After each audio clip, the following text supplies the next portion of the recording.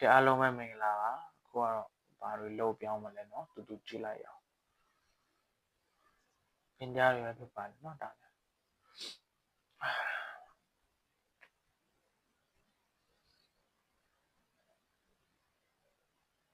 ဘာလို့ချင်တာလဲเนาะ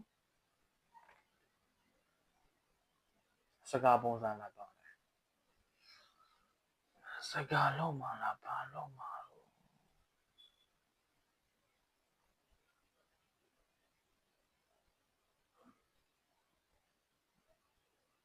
ဟို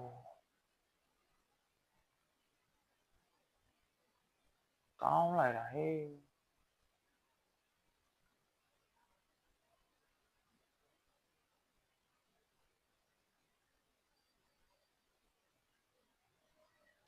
လွယ်လိုက်တာဟေးတို့ငွေရှာတဲ့လမ်းကြောင်းတွေက